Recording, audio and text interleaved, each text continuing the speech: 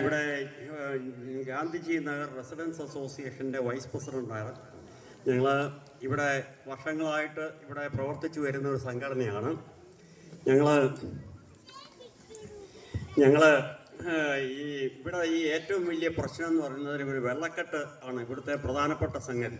തൃശ്ശൂർ എന്നല്ല, കേരളത്തിന്റെ പല ഭാഗത്തുമുണ്ട്. തൃശ്ശൂര് വെള്ളക്കെട്ടിന്റെ പ്രശ്നത്തിന് വേണ്ടി ഒരു റിപ്പോർട്ട് തയ്യാറായിട്ടുണ്ട്. ഇനിയിപ്പോ ഇലക്ഷൻ പ്രഖ്യാപിച്ചുകൊണ്ട് നമുക്കൊന്നും ചെയ്യാം. അത് കഴിഞ്ഞ് അതൊരു MP-യുടെ ചുമതലയാണ്. അത് ഞങ്ങൾ ആരുടെയും തലയിൽ കെട്ടിവെക്കുന്നില്ല. പക്ഷെ കോർപ്പറേഷൻ സഹകരിക്കുന്നില്ല. അതുകൊണ്ട് സഹകരിക്കുന്ന കോർപ്പറേഷനെ നിങ്ങൾ ഈ ഇലക്ഷനിൽ തെരഞ്ഞെടുക്കും. തീർച്ചയായിട്ടും ചെയ്തിരിക്കും. ഈ ഡിവിഷനിലെ കൗൺസിലറും BJP-യുടേതാണ്. തീർച്ചയായിട്ടും. ഇപ്പൊ ആണോ? അല്ല, ആവണം. 56-ൽ 36 ഡിവിഷനുകളുടെ ശക്തമായ പിന്തുണയോടെ BJP-യുടെ കോർപ്പറേഷൻ ഭരണം തൃശ്ശൂരിൽ വന്നാൽ സമഗ്രമായ വികസനം മാത്രമല്ല ദുരിത മാറ്റമുണ്ടാവും. ഞങ്ങൾ കൂടെ ഉണ്ട്. ഞങ്ങൾ എപ്പോഴും ഉണ്ടാവും. ഇതിന് റിപ്പോർട്ട് തയ്യാറായിട്ടുണ്ട്. ഇനിയിപ്പോ ഇലക്ഷൻ എല്ലാം കഴിഞ്ഞ് നമുക്ക് ആരെടുത്ത് ഇനി പോകണം, അത് ഞങ്ങളുടെ കയ്യിൽ വെച്ച് തന്നെ അതിന് നടപടി കൈക്കൊണ്ടാൽ മതിയോ എന്നുള്ളത് അന്നേരം അത് ഞങ്ങൾ നേരിട്ട് സാറിനെ കണ്ട് ഞങ്ങൾ പറഞ്ഞു. അടുത്ത് കുമാർ വളരെ ഡിവിഷനാണ്. ബഹുമാനപ്പെട്ട കേന്ദ്രമന്ത്രി സുരേഷ് സാറിനും മറ്റു സദസ്സുള്ളവർക്കും നമസ്കാരം. എനിക്ക് സാറിൻ്റെ ഒരു അഭ്യർത്ഥന നടത്താനുള്ള ഞങ്ങളുടെ ഒരു സുഹൃത്ത് വളരെ ഡിവിഷനിലെ അനീഷ് ഒരു പണിസ്ഥലത്ത് വെച്ച് ആക്സിഡൻറ്റ് പറ്റി അദ്ദേഹം അപ്പോളോ ഹോസ്പിറ്റലിലെ ചികിത്സയിലായിരുന്നു. ഇപ്പോഴും അയാളുടെ ഒരു വശം തളർന്നിട്ട് ചികിത്സ തുടർന്നുകൊണ്ടിരിക്കുന്നു. അദ്ദേഹത്തിന് എന്തെങ്കിലും ഒരു സഹായം ചെയ്യണമെന്നുള്ളൊരു അഭ്യർത്ഥനയാണുള്ളത്. നമുക്ക് തൃശ്ശൂർക്കാരനാണെങ്കിൽ PMNRF വഴി സഹായത്തിന് സാധ്യതയുണ്ട്. ആശുപത്രിയിലാണെങ്കിൽ അത് ഓഫീസിൽ പോയി അതിന് വേണ്ടുന്ന എല്ലാ സർട്ടിഫിക്കറ്റുകളും അപ്പോളോ ഹോസ്പിറ്റലിലെ ചികിത്സയിൽ നിന്നും ഇപ്പോൾ ഒരു ഫിസിയോതെറാപ്പിക്ക് വേണ്ടിയുള്ള ചികിത്സയിൽ ഇന്ന് പോയി അഡ്മിറ്റ് ചെയ്തിരിക്കുകയാണ്. PMNRF വഴി എന്ത് സാധ്യമാകുമോ അത് അംഗീകരിച്ച് കിട്ടിയാൽ വാങ്ങിക്കൊടുക്കാം. അത് മാത്രമേ ഉള്ളൂ മാർഗം. ഓഫീസിൽ ഏൽപ്പിച്ചാൽ മതി. ഈ വളരി അമ്പലത്തിൻ്റെ പ്രസിഡന്റാണ്. അപ്പോൾ അമ്പലത്തിന് കുറേ ഗ്രൗണ്ട് സാറിന് അറിയാലോ, 4 പുറം. ആ ഗ്രൗണ്ടിൻ്റെ അടുത്തുള്ള മെയിൻ റോഡുണ്ട്, സ്റ്റേറ്റ് ഹൈവേ ആണ്. അതിൽ ഒരു 2 സൈഡിലും ചാലുണ്ടായിരുന്നതാണ്. അപ്പോൾ തീരെ മൂടിപ്പോയിട്ട് ഒരു മഴ പെയ്തു കഴിഞ്ഞാൽ അമ്പലത്തിലേക്ക് കടക്കാൻ പറ്റില്ല. മുഴുവൻ വെള്ളമാണ്. ISI ഇവിടുത്തെ കൗൺസിലർ തന്നെയാണ്. ഇവിടുത്തെ കൗൺസിലർ കോൺഗ്രസ് നമ്മൾ പല പ്രാവശ്യം പറഞ്ഞിട്ടുള്ളതാണ്. അടുത്ത കൗൺസിലർ വരട്ടെ, അങ്ങോട്ട് വരില്ല. ചെയ്യിച്ചു തരാം. വലിയ ബുദ്ധിമുട്ട് അമ്പലത്തിലേക്ക് ആൾക്കാർ ചെയ്യിച്ചു തരാം. ഞാൻ ഇവിടെ വെച്ച് ജസ്റ്റിനോടും, ജസ്റ്റിനുണ്ടോ ഇവിടെ? വരും. ജസ്റ്റിന് ഈ പണി ഞാൻ അവസാനിപ്പിക്കും. ഇവിടെ എന്ത് തന്നെ ഇവിടെ ഒന്ന് ചായ കുടിക്കാല്ല, ഞാൻ ഇവിടെ നിന്നല്ലേ കാപ്പി കുടിക്കുന്നത്. ഞാനൊന്ന് റോഡിൽ പോയി നിൽക്കട്ടെ. ഞാൻ ഇവിടെ നിന്ന് വാക്ക് കൊടുക്കുന്നുണ്ട്. MP-യുടെയും മന്ത്രിയുടെയും ജോലി ഞാൻ ചെയ്തോളാം. കൗൺസിലർമാരെ കൊണ്ടുവന്ന് നിർത്തി ജയിപ്പിച്ചെടുത്താൽ അവരെ കൊണ്ട് ഞാൻ ഈ വാഗ്ദാനം കൊടുക്കുന്ന കാര്യങ്ങളൊക്കെ മര്യാദയ്ക്ക് ചെയ്യിച്ചില്ലെങ്കിൽ ഞാൻ ഈ പരിപാടി അവസാനിച്ച് വീട്ടിൽ പോകും. എനിക്ക് നല്ല വരുമാന മാർഗമുണ്ട്.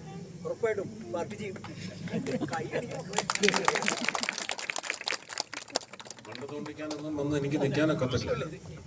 ജയിച്ച് വന്നു കഴിഞ്ഞിട്ട് പിന്നെയും ഞാൻ ഇതുപോലൊരു സഭ 8 മാസമോ 10 മാസമോ കഴിഞ്ഞ് വന്ന് നടത്തുമ്പോൾ അവർ പിന്നെ എൻ്റെ നേരെ വിരലി ചൂണ്ടി നിങ്ങളുടെ കൗൺസിലറും ചെയ്തില്ല എന്ന് പറഞ്ഞാൽ ഞാൻ പിന്നെ എല്ലാം കൂടെ തീരുമാനമാക്കും. സർ നമസ്കാരം. വളരെയധികം സന്തോഷമുണ്ട് സാറിനെ കാണാൻ സാധിച്ചതിൽ. എൻ്റെ റിക്വസ്റ്റ് എന്താണെന്നുണ്ടെങ്കിൽ, ഞാൻ HSA മാത്തമാറ്റിക്സ് ലിസ്റ്റിലെ ഉദ്യോഗാർത്ഥിയാണ്. കുറേ നാളുകളായിട്ട് ഇപ്പോൾ ഞങ്ങളുടെ 2026 ജൂലൈയിൽ ലിസ്റ്റിൻ്റെ കാലാവധി അവസാനിക്കുകയാണ്. ഹൈസ്കൂൾ ടീച്ചർ മാത്തമാറ്റിക്സ് ലിസ്റ്റിലാണുള്ളത്. അപ്പോൾ കുറച്ച് നാളായിട്ട് നിയമനങ്ങളൊന്നും നടക്കുന്നില്ല. 65% PSCക്ക് കൊടുക്കുന്നത് 55% കുറച്ചു. അതും തസ്തിക നിർണയത്തിനുള്ള കാലതാമസമൊക്കെ ഞങ്ങളെ വല്ലാതെ ബുദ്ധിമുട്ടിക്കുന്നുണ്ട്. അപ്പോൾ അതിനെന്തെങ്കിലും ഞാൻ ടീച്ചറായിട്ട് വർക്ക് ചെയ്തുകൊണ്ടിരിക്കുകയാണ്. ഒരു കോൺട്രാക്ട് ടീച്ചറായിട്ടാണ് ഇപ്പോൾ വർക്ക് ചെയ്യണത്. സ്ഥിരമായി കയറണം എന്നുള്ളത് വലിയൊരു ആഗ്രഹമാണ്. ഇത് ഞാൻ ഈ വകുപ്പിനെ സംബന്ധിച്ച് മാത്രമല്ല, ആരോഗ്യ വകുപ്പിലായാലും ഒരു പ്രൊഫഷണലിസം വരാനുണ്ട്, ആത്മാർത്ഥത വരാനുണ്ട്. ഇന്ന് ഞാൻ 600 കുട്ടികളുടെ ഒരു സംഗമത്തിൽ സംസാരിച്ചപ്പോൾ അവരെന്നോട് ചോദിച്ചു, ഒരു പൊതുപ്രവർത്തകന് വേണ്ടുന്ന മിനിമം ക്വാളിറ്റി എന്താണ്? ഞാൻ എൻ്റെ അനുഭവത്തിൽ നിന്ന് പറഞ്ഞു. രാഷ്ട്രീയക്കാരനത് യോജിക്കുമോ, രാഷ്ട്രീയക്കാരനത് ഒരു തത്വമായി സ്വീകരിക്കാൻ പറ്റുമോ എന്ന് എനിക്ക് വലിയ സംശയമുണ്ട്. ഞാൻ രാഷ്ട്രീയക്കാരനല്ല, ഞാൻ രാഷ്ട്രീയക്കാരനാവുകയുമില്ല. ഞാൻ സേവകനായിട്ടാണ് വന്നിട്ടുള്ളത്. അപ്പോൾ എനിക്ക് ആദരവോടെ ഒരു പദവി തരുമ്പോൾ അതിൻ്റെ മാക്സിമം. ഇപ്പം നിങ്ങൾ എന്നോട് ചോദിച്ചാൽ ഞാൻ പെട്രോളിയം മിനിസ്ട്രിയുടെയും ടൂറിസം മിനിസ്ട്രിയുടെയും ജോലി മാത്രമല്ല ചെയ്യുന്നത്. ഏറ്റവും കൂടുതൽ ജോലി ചെയ്യുന്നത് ഞാൻ എക്സ്റ്റേണൽ അഫയേഴ്സ് മിനിസ്ട്രിയുടെ, കൾച്ചർ മിനിസ്ട്രിയുടെ, എൻ്റെ വകുപ്പുകളല്ല. റോഡിൻ്റെ കാര്യം, നാഷണൽ ഹൈവേ, റെയിലിൻ്റെ കാര്യം, ഇതെല്ലാം ഞാൻ ഓടി നമ്മൾ കഷ്ടപ്പെട്ട് ചെയ്യുകയാണ്. അപ്പോൾ ഇതിന് മിനിമം ക്വാളിറ്റി എന്താണ്, മിനിമം യോഗ്യത എന്തായിരിക്കണം എന്നാണ് കുഞ്ഞുങ്ങളെ ചോദിച്ചപ്പോൾ ഞാൻ പറഞ്ഞത്. നല്ല നിഷ്കളങ്കമായ ഹൃദയമുണ്ടാവണം. ആ ഹൃദയം നിരന്തരം തുറന്നു വയ്ക്കണം. ഹൃദയം തുറന്നു വയ്ക്കുന്ന ഒരു വിദ്യ ഉണ്ടെങ്കിൽ ഇത് ശരിയാവും. ആരോഗ്യമന്ത്രി ഉണ്ടെങ്കിൽ അതും ശരിയാവും.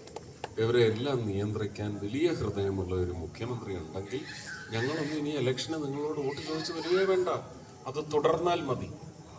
പക്ഷേ ഇനി അവരുടെ രാഷ്ട്രീയം പോലും ഈ മണ്ണിൽ അവശേഷിപ്പിക്കാൻ പാടില്ല എന്ന തരത്തിൽ അത്രയും ഭരണം കൊണ്ട് മലീമസമാക്കിയിട്ടുണ്ട് ആ രാഷ്ട്രീയ കക്ഷി.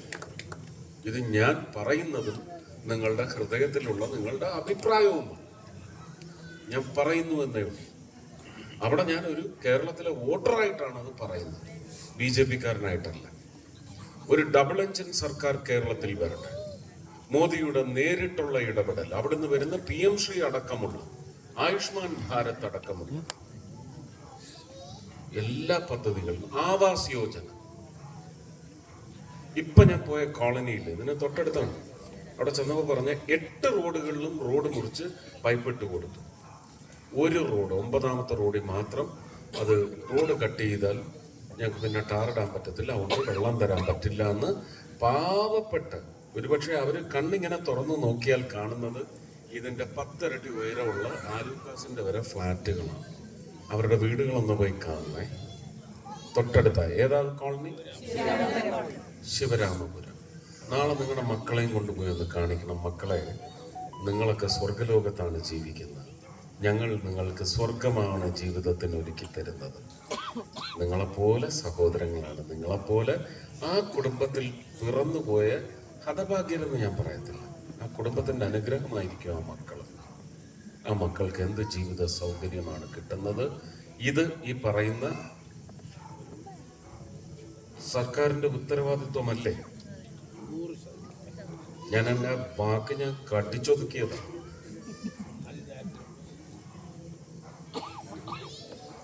നിങ്ങൾ അടുത്ത ശനി ഞായർ ദിവസങ്ങളിൽ അവിടെ എന്തെങ്കിലുമൊക്കെ മിഠായിയോ കേക്കോ ഒക്കെ ആയിട്ട് പോകണം. ഈ കുഞ്ഞുങ്ങളെ മുഴുവൻ കാണിച്ചു കൊടുക്കണം. ഞാനത് നേരത്തെ കാണാത്തതല്ല.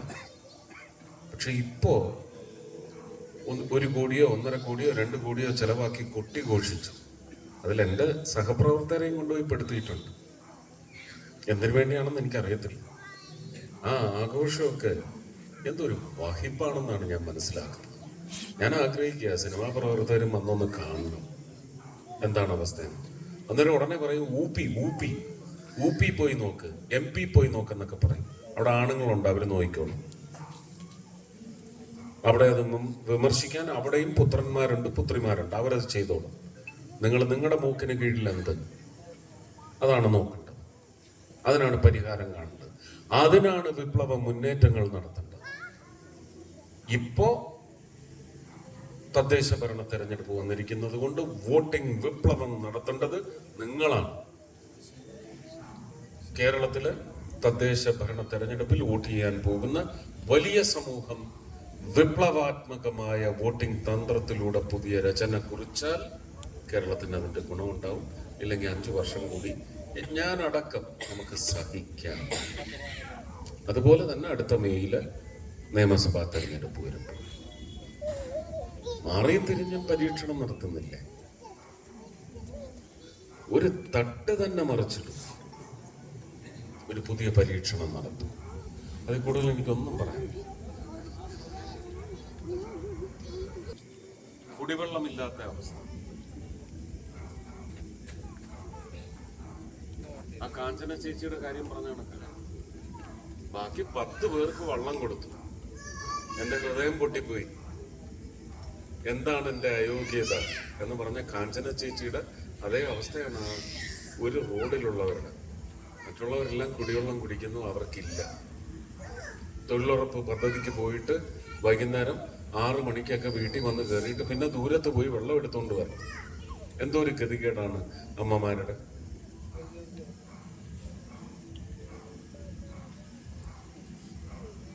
അവരുടെ ഹൃദയത്തിന് മാത്രമല്ല ഭാരം, അവരെ പെറ്റ വയറിന് കൂടി ഭാരമാണ്.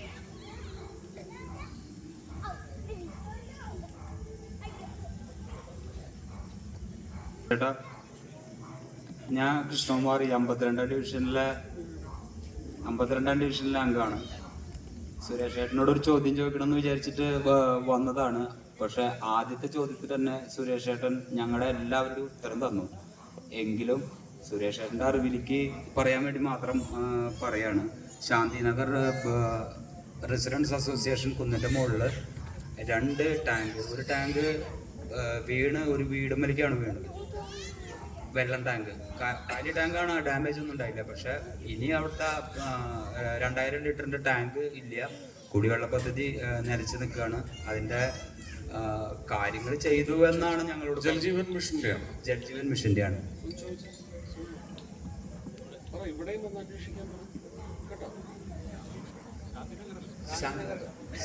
ശാന്തിനഗർ റെസിഡൻസ് അസോസിയേഷൻ, ഇവിടെ ബംഗ്ലാവ് റോഡ്.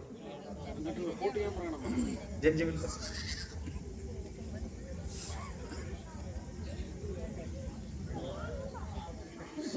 ശിവരാമപുരം കോളനിയിലും ഇവിടെയും സുമ വരുമ്പോ പാർട്ടിക്കാരുണ്ടാവും.